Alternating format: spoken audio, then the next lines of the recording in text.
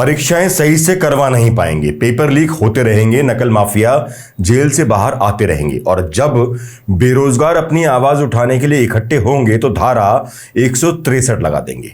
क्या आप सच में इस प्रदेश में युवाओं की सबसे बड़ी समस्या रोजगार से जुड़े इस अहम पहलू पर कोई ध्यान दे भी रहा है कि नहीं? क्या इस प्रदेश में एक सख्त नकल विरोधी कानून के बाद भी नौकरियों की खरीद फरोख्त जारी है?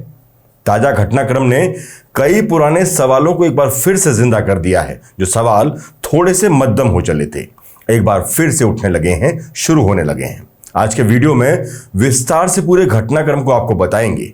पुलिस से लेकर आयोग और छात्रों के हर आरोप से आपको रूबरू करवाएंगे। साथ ही वो ऑडियो भी आपको दिखाएंगे जो इस उठते सारे सवालों की वजह बना है। इसलिए वीडियो के अंत तक बने रहिए। सवाल प्रदेश के भविष्य का है। उत्तराखंड अधीनस्थ सेवा चयन आयोग की स्नातक स्तरीय परीक्षा एक बार फिर सवालों के घेरे में है। रविवार को परीक्षा शुरू होने के कुछ ही देर बाद पेपर लीक होने का दावा सामने आया, जिससे भर्ती प्रक्रिया की पारदर्शिता पर गंभीर प्रश्न चिन्ह लगे हैं।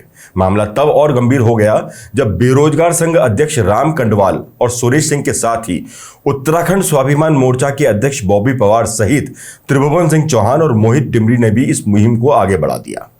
उत्तराखंड स्वाभिमान मोर्चा के अध्यक्ष और बेरोजगार संघ के पूर्व अध्यक्ष बॉबी पवार ने दावा किया कि परीक्षा का पेपर शुरू होते ही बाहर आ गया था।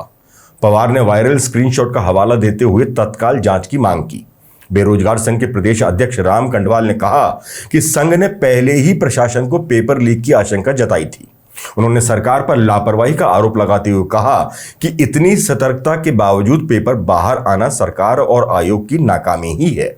कंडवाल ने कहा कि हर बार पेपर लीक कैसे हो जाता है, सरकार और आयोग जवाब दे। मामला तब और गर्मा गया जब इस मामले में पूछताछ के लिए उत्तराखंड पुलिस और हरिद्वार एसओजी ने बॉबी पवार पर ही सवालों की बौछार कर दी। पवार के सोशल मीडिया प्लेटफॉर्म पर उठाए आयोग के विरुद्ध सवालों पर, जिससे युवाओं में और ज्यादा रोष बढ़ गया। जिस प्रकार से चीजें बाहर आ रही है उसको मैनेज करने की कोशिश की जा रही है। पहले दिन हाकम सिंह और उसके साथी की गिरफ्तारी हुई, उसके बाद मैनेज करने की कोशिश की गई और वही पोस्ट, वही प्रेस कॉन्फ्रेंस उसके बाद उत्तराखंड पुलिस के पेज से हट जाती है दूसरे दिन जब पेपर बाहर आता है। फिर दूसरे पेपर के दिन जब पेपर बाहर आता है उसके बाद आप ये समझिए कि उसके बाद उसको मैनेज किया जाता है। पर मैं बताता हूँ ना, 2 एविडेंस को आपने मैनेज करने की कोशिश की, तीसरा एविडेंस भी बॉबी पवार देगा। 11:35 पर पेपर बाहर आया, 11:35 पर पेपर बाहर आया। मैं एविडेंस दूंगा कि 10 बजे के आसपास भी पेपर बाहर था। ये लोग नकल रोधी कानून का डर नकल माफियाओं को न दिखाकर उत्तराखंड के बेरोजगारों को दिखाएंगे धुएं से नकल रोधी कानून पर। और अगर मैं कहना चाहता हूँ, इन्होंने उत्तराखंड के युवाओं का खून खोलते हुए नहीं देखा है। आप क्या सोच रहे हो? बॉबी पवार भी एक साधारण अभ्यर्थी था, एक छात्र था। बॉबी पवार को बॉबी पवार बनाने में उत्तराखंड सरकार और उत्तराखंड पुलिस के मुकदमों का कहीं ना कहीं राज है, उनका सहयोग है, तब बॉबी पवार बना है। क्या चाहते हैं कि हर एक युवा बॉबी पवार बने? बॉबी पवार के सोशल मीडिया प्लेटफॉर्म पर उठाए आयोग के विरुद्ध सवालों पर, जिससे युवाओं में और ज्यादा रोष बढ़ गया। दरअसल रविवार की दोपहर लगभग 12 बजे सोशल मीडिया पर वायरल हुए कथित पेपर के स्क्रीनशॉट ने अभ्यर्थियों में भारी आक्रोश पैदा कर दिया। यहां गौर करने वाली बात यह है कि एक दिन पहले ही यानी शनिवार को एसटीएफ और स्पेशल ऑपरेशन ग्रुप एसओजी ने कुख्यात नकल माफिया हाकम सिंह और उसके सहयोगी पंकज गौड़ को परीक्षा के संबंध में देहरादून से ही गिरफ्तार कर लिया था। ये दोनों अभ्यर्थियों को परीक्षा में पास कराने का झांसा देकर 12 से 15 लाख रुपए तक की मांग कर रहे थे, जिसका एक कथित ऑडियो भी वायरल हुआ। ये ऑडियो पंकज गौड़ का बताया जा रहा है। हालांकि हम ऑडियो की पुष्टि नहीं करते, लेकिन ये भी यकीन रखते हैं कि इस ऑडियो की जांच उत्तराखंड पुलिस जल्द से जल्द करवाकर उसको पब्लिक करेगी। फिलहाल आप ये ऑडियो ध्यान से सुनिए। तो भी बोल रहा हूँ, इसमें है तो है, पर इसमें वो है 15 लाख रुपए है, इसमें मैंने बोला तो था। अच्छा, कम कुछ हो जाएगा कुछ? अरे कुछ नहीं है भैया, कम कहा, कम के चक्कर में तो फंस गए थे। तो जब ज्यादा लड़के भरे, कम लड़कों में ज्यादा बजट में कर ले। अच्छा चलो, तो फिर है ना, हाँ, कम लोगों को लेंगे, ज्यादा पैसे खाते, ज्यादा लोग ना भरने पड़े, समझ गए? अच्छा। पहले तो ये काम 12 में होता था, हाँ, लेकिन अब बढ़ा दिया ना। अब ये है कि लड़के ज्यादा नहीं भरते, 2, 4, 5 भरने हैं बस। अच्छा, तो ठीक है सर। अगर कहाँ मिलूँ मैं आपको आके? वहीं से आप हो कहाँ?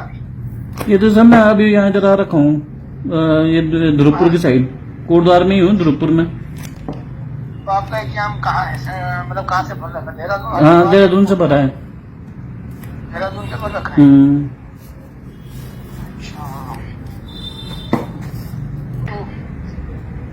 चलिए ठीक है, मैं बताता हूँ आपको। और वो सर वो थोड़ा पैसे का कैसा होगा?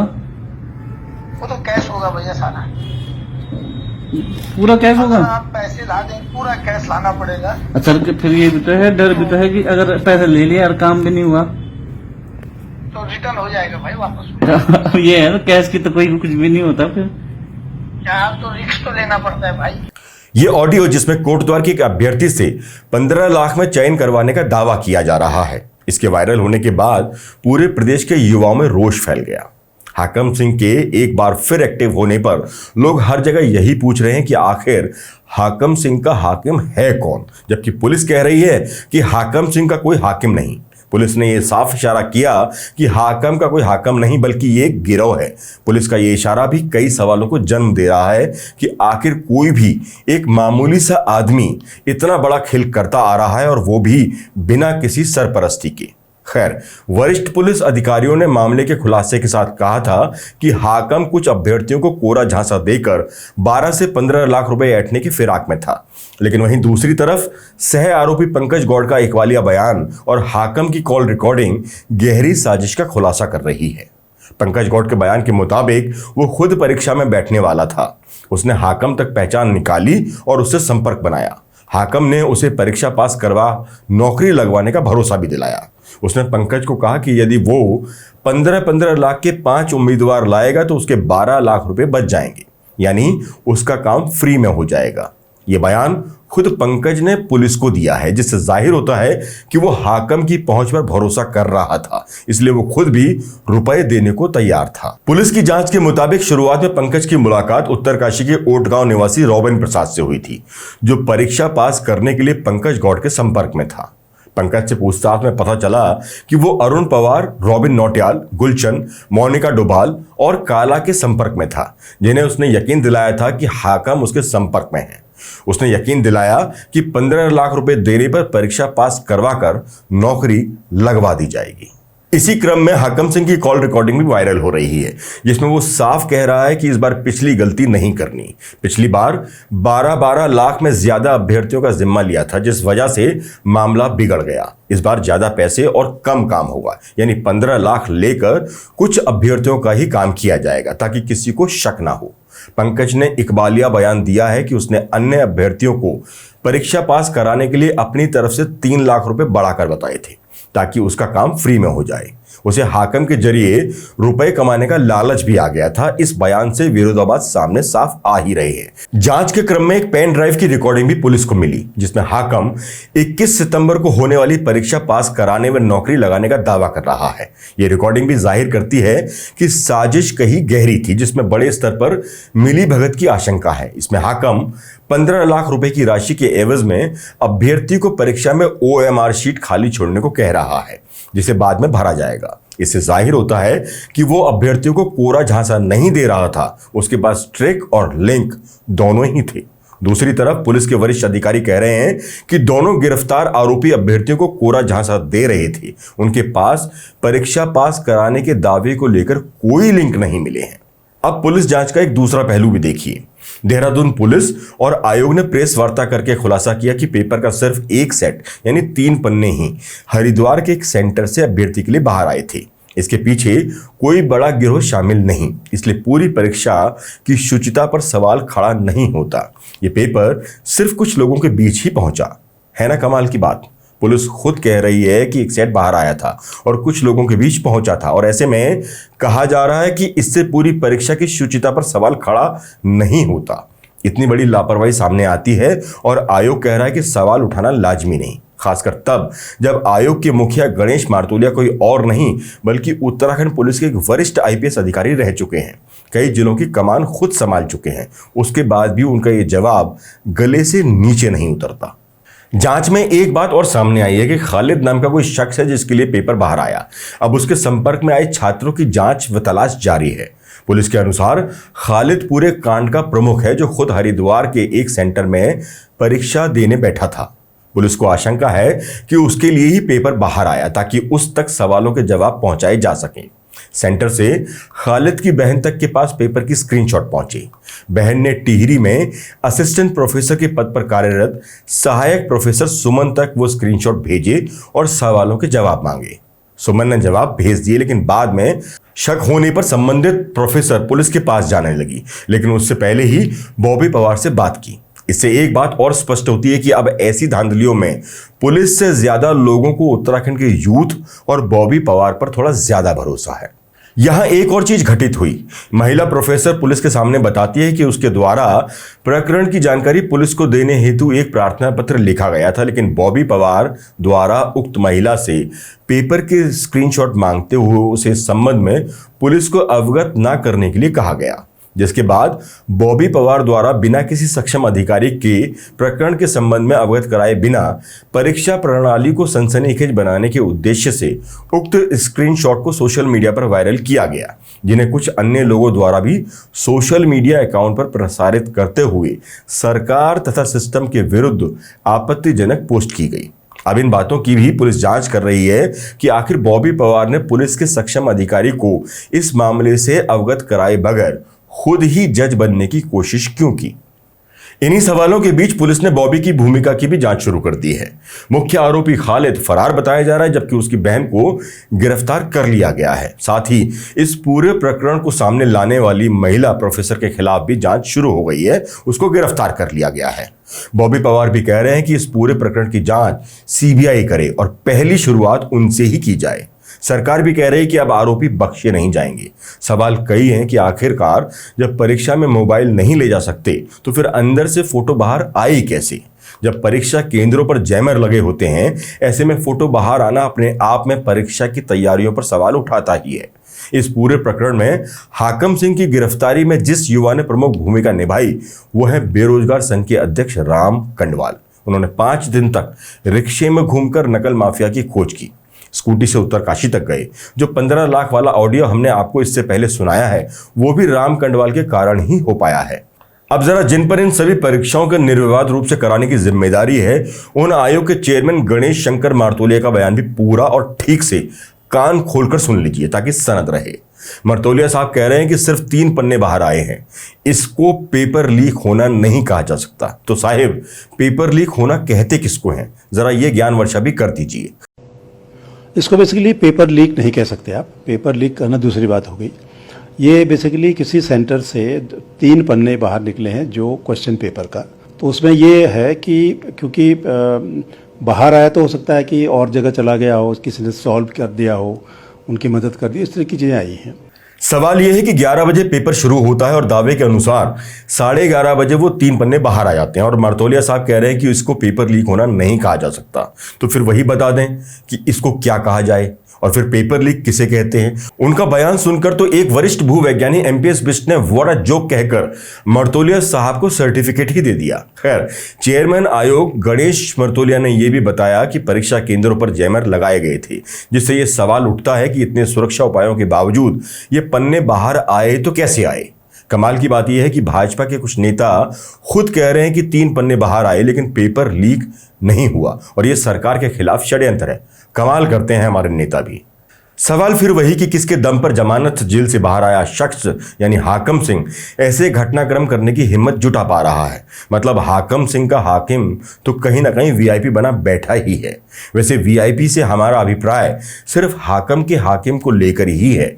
कृपया इसे किसी बच्ची की निर्मम हत्या से न जोड़ा जाए। एक बात और है जो जरूरी है, पानी पी पी कर त्रिवेंद्र सिंह रावत को हाकम के मामले में कोसने वाले खानपुर से निर्दलीय विधायक उमेश कुमार को अब सोचना होगा, क्योंकि हाकम के खिलाफ सबसे पहले और बुलंद आवाज में विरोध करने वाले पहले भाजपाई खुद त्रिवेंद्र सिंह रावत ही बन गए हैं। अक्सर पूर्व मुख्यमंत्री और हरिद्वार सांसद त्रिवेंद्र सिंह रावत जो 2023 में बेरोजगारों पर लाठीचार्ज का भी विरोध कर चुके हैं, उन्होंने एक बार फिर कड़ी कार्रवाई और न्यायिक जांच की मांग की है। अब त्रिवेंद्र के नकल को लेकर लिए गए कड़े तेवर ये तो साबित करते ही हैं कि हाकम सिंह की तस्वीर सिर्फ एक ही जुबान नहीं बोलती। यकीन नहीं तो इन कुछ तस्वीरों पर ही नजर डाल लीजिए। ऐसे में उमेश कुमार की आवाज बाकी के चित्रित नेताओं को घेरने के लिए भी उठेगी, ये देखना महत्वपूर्ण होगा। और अगर आवाज उठी तो उसका तीखापन भी मायने जरूर रखेगा। खैर, अपने बयान से ये तो त्रिवेंद्र ने साफ कर दिया कि हाकम का हाकिम अभी व्हाइट कॉलर में आसपास ही मौजूद है, जिस पर कड़ी कार्रवाई की बात वो कर रहे हैं। खैर, त्रिवेंद्र सिंह रावत को छोड़कर सत्ता पक्ष का कोई भी नेता, फिर चाहे वो महेंद्र बाहुबली हो या फिर कुछ दिन पहले पुलिस को कोसने वाले विधायक खजान दास हो या आपदा में जिला अधिकारी देहरादून को अपशब्द कहने वाले मंत्री गणेश जोशी हो, कोई भी बेरोजगार युवाओं की मांग पर साथ दिखाई दे नहीं रहा। सब के सब चुप्पी साधे बैठे हैं। बेरोजगारों के इस मुद्दे पर उम्मीद विपक्ष से भी थी थोड़ा कि युवाओं की इस पीड़ा में वो उनकी आवाज में अपनी आवाज मिलाएंगे, लेकिन अफसोस विपक्ष के नेता सिर्फ सोशल मीडिया और अपने मुख्यालय में ही इसका विरोध करते रह गए। इससे एक बात और साबित होती है कि विपक्ष के रूप में कांग्रेस में सिर्फ उन मुद्दों पर आगे बात की जाती है जो उनकी राजनीति को सूट करता है। एक तरफ राहुल गांधी युवाओं की बात करते नहीं थकते, तो दूसरी तरफ उनकी पार्टी का कोई भी बड़ा नेता युवाओं के साथ सड़क पर खड़ा दिखाई देता नहीं। गढ़वाल से लोकसभा चुनाव लड़ चुके पूर्व प्रदेश अध्यक्ष गणेश गोंदियाल ने जरूर दिल्ली एयरपोर्ट से एक संदेश युवाओं के नाम दिया, जिसमें साफ उनकी तरफ से कहा गया कि वो निजी तौर पर युवाओं के साथ कंधे से कंधा मिलाकर खड़े हैं। देहरादून वापस पहुंचते ही तमाम प्रदेश के युवा मुझे परेड ग्राउंड में अपने बीच ही पाएंगे। गोंदियाल युवाओं का साथ छोड़कर कहीं जाने वाला नहीं है।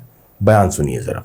जिस किसी भाई को सरकार की इस प्रताड़ना का सामना करना पड़ रहा है, वो जिस प्रकार की भी मदद हमसे चाहते हैं, वो निसंकोच, मैं निजी हैसियत से इस बात को कहना चाहता हूं कि निसंकोच मुझे संपर्क कर सकते हैं। अभी मैं फेसबुक में देख रहा था कि कुछ मेरे साथी लिख रहे हैं कि मैं परेड ग्राउंड में होना चाहिए, मैं कहाँ हूँ कि एक मीटिंग के चलते प्रदेश से बाहर हूँ और इस समय मैं दिल्ली एयरपोर्ट पर हूँ। लेकिन जैसे ही मैं प्रदेश में वापस आऊँगा, निश्चित रूप में अगर लोगों को मेरी आवश्यकता होगी तो मैं परेड ग्राउंड पर जाऊँगा। मुझे कोई इसमें हिचक नहीं है कि मैं परेड ग्राउंड जाने में मुझे कोई हिचक नहीं, पर मैं अभी प्रदेश से बाहर हूँ। मैं सबको संदेश देना चाहता हूँ कि जिस किसी भाई को किसी भी रूप में मेरी आवश्यकता की आन पड़े, मेरी ज़रूरत आन पड़े, मुझे संपर्क कर सकते हैं, मुझे संदेश भेज सकते हैं, संपर्क कर सकते हैं। मैं जैसे ही वापस आऊँगा, क्योंकि मुझे पटना एक मीटिंग में शामिल होने जाना है, तो मैं जैसे ही वापस आऊँगा मैं भी आप लोगों के साथ उसमें शरीक होऊंगा। कुछ और सवाल भी हैं जो इस परीक्षा के बाद सामने आए हैं। कुछ परीक्षा देने वाले छात्रों ने कई संशय इस परीक्षा पर जताए हैं। इन युवाओं की कुछ और शंकाएं हैं जो इस परीक्षा ही नहीं, इस पूरे सिस्टम पर सवालिया निशान खड़े कर रही हैं। ना तो हमारी रोल नंबर की मार्किंग है, ना हमारे क्वेश्चन जो हमने सही किए थे उसकी मार्किंग है। ये हमारे सेंटर की है और ये दूसरे सेंटर की है।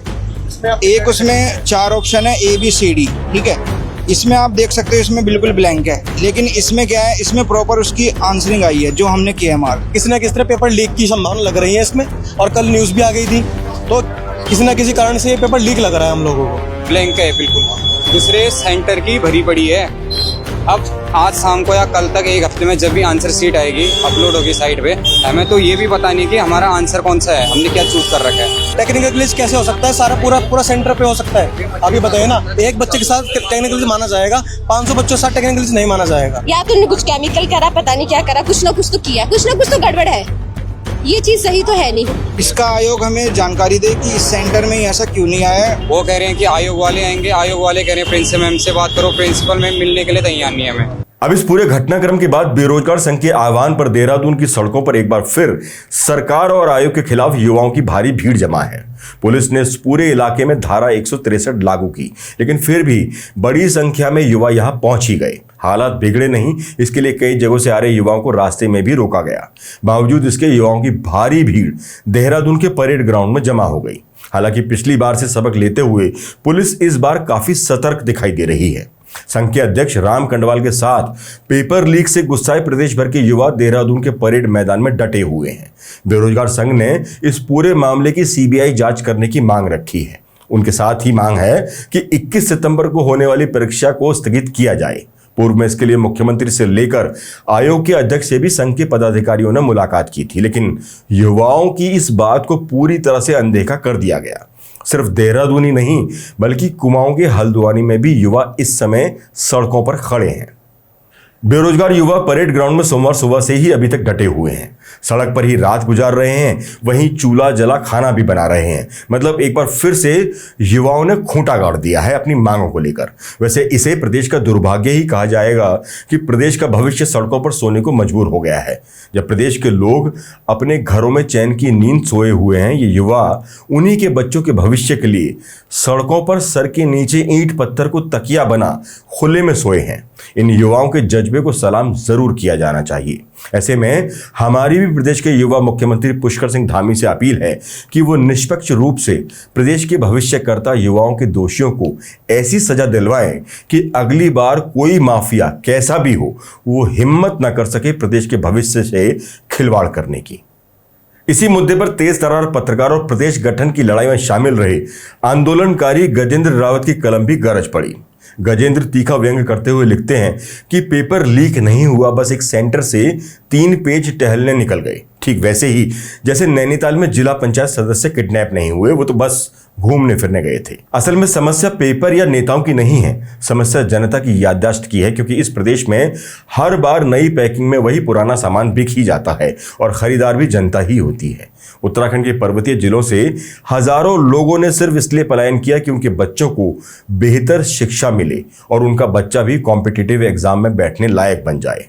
अपना पेट काट कर बच्चों को प्ले ग्रुप से लेकर 12वीं तक पढ़ाने के बाद अपना तन मन धन झोंक कर बच्चों को कोचिंग दिलवाई, उन्हें परीक्षा में पास करने लायक भी बनाया कि वो इस लायक बन सके कि प्रतियोगी परीक्षा पास कर सके। लेकिन हाकम सिंह जैसे अपराधियों ने योग्य बच्चों के भविष्य से खिलवाड़ करते हुए 12 से 15 लाख रुपए में पेपर खरीदने वालों को नौकरियों में बेचने का काम कर दिया, वो भी फिर से। ये सिर्फ किसी बच्चे के सपने खत्म होने के मसला नहीं, बल्कि सरहद पर बैठे उस फौजी के साथ भी बहुत बड़ी धोखाधड़ी है, जिसने अपने बच्चों को इस आस के साथ पढ़ने के लिए शहरों में भेजा है कि कल के दिन उनका बच्चा किसी लायक बन जाए। 18 से 20 साल तक किसी परिवार की मेहनत, उसके बच्चे की लगन, उसका पैसा, सब कुछ हाकम सिंह जैसों के सामने सरेआम बिकने लग जाए तो ऐसे हाकम सिंह को जेल से बाहर ही क्यों आने दिया जाए। देहरादून की गलियों में कभी जाकर देखिए किस प्रकार गरीब के बच्चे परीक्षाओं की तैयारी कर रहे हैं। कभी उन लाइब्रेरी में जाकर देखिए जहां एक वक्त का खाना खाकर बहुत सारे बच्चे इस आस में पढ़ने के लिए बैठे होते हैं कि इस बार तो पेपर पास हो ही जाएगा। ऐसे प्रतिभावान बच्चों के भविष्य से खिलवाड़ करना किसी भी बड़े अपराध से कम तो बिल्कुल भी नहीं है। उत्तराखंड के 70 विधायक और 8 सांसदों से यह पूछा जाना चाहिए कि आप लोग अपने बच्चे को क्यों बेहतरीन स्कूल में पढ़ा रहे हैं। इसलिए ना कि कल के दिन आपके बच्चे किसी लायक बन जाएं। अगर तुम्हारे बच्चों के भविष्य के साथ हाकम सिंह जैसे अपराधी आज सरेआम इतने बड़े अपराध को अंजाम दे रहे हैं तो तुम्हारा विधायक और सांसद होना क्या मायने रखता है। ये सवाल उन अधिकारियों, कर्मचारियों और समाज के हर उस व्यक्ति से भी है जो अपने बच्चों को अच्छा भविष्य दिलाना चाहते हैं। गजेंद्र लिखते हैं कि आखिरकार इतना बड़ा भारी भरकम नकल विरोधी कानून आने के बावजूद हाकम सिंह जैसी ताकत जिंदा क्यों है। खैर, वीडियो के अंत में एक बात तो साफ है कि सरकार को सख्ती थोड़ा और बरतनी होगी। युवाओं की आवाज को गंभीरता से सुनना होगा और नकल माफिया हाकम सिंह, झूठा रौब गालिब कर लोगों के पैसे ऐंठने वाले हिमांशु चमोली, सत्ता की लालसा में अपनी बेटी का सौदा करने वाली अनामिका शर्मा और चंदन मनराल जैसे प्रदेश पर लगे धब्बों को पूरी ताकत से न केवल मिटाना होगा बल्कि इंच बराबर भी ऐसे कॉकरोच फिर से ना पनप जाए, उसके लिए मजबूत तरीके से पुलिसिया पेस्ट कंट्रोल करना होगा। धामी जी, आपको अपने नेताओं, अधिकारियों में से उनकी पहचान भी करनी होगी जो ऐसे गंदे कृत्य में शामिल हैं। उनको भी सलाखों के पीछे पहुंचाने की जिम्मेदारी आपकी ही है। आज के वीडियो में बस इतना ही। बस आज सिर्फ जय युवा शक्ति, जय उत्तराखंड।